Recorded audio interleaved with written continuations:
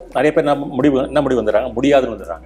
தெரியாது. ஆமா, அதுதான் சொல்றேன். அது கத்துக்கணும்ன்ற ஒரு ஆர்வம், அது கத்துக்கணும்னா கூட அவங்களுக்கு அதுக்கான படிப்பை எங்க தேடுறதுன்னு தெரியாது.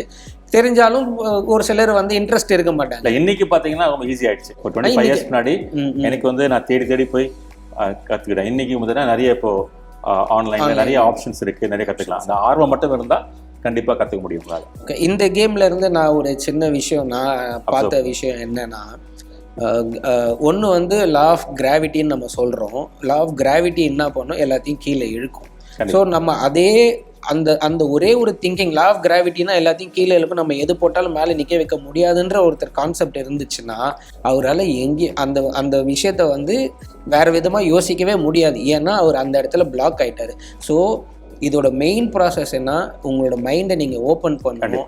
மைண்டை தாட் ப்ராசஸ் நீங்கள் ஓப்பன் பண்ணால் மட்டும்தான் அதை எப்படி வேலை பண்ண வைக்க முடியுன்ற தாட்டுக்கு நீங்கள் போனால் மட்டும்தான் அதை நிற்க வைக்க முடியுமான்னு யோசிச்சா மட்டும்தான் நீங்கள் அதை வந்து அதுக்கான வேலையை நீங்கள் பார்ப்பீங்க. நிற்க வைக்க முடியாதுன்னு நீங்கள் நினச்சிட்டிங்கன்னா நீங்கள் எத்தனை தடவை போட்டாலும் அது கீழே விழுந்துட்டு தான் இருக்கும். ஸோ அதே மாதிரி தான் லைஃப்பில் ஒருத்தர் வந்து உங்களோட லைஃபை எடுத்துக்கிட்டோன்னா, எனக்கு இப்போ டிபி வந்துருச்சு, உடம்பு மொழிஞ்சிருச்சு அப்படின்ற நீங்கள் ஒரு இதுக்கு மேலே லைஃப் கிடையாது அப்படின்னு நீங்கள் யோசிச்சுருந்தீங்கன்னா அங்கேருந்து நீங்கள் வெளியிலேயே வந்திருக்க முடியாது.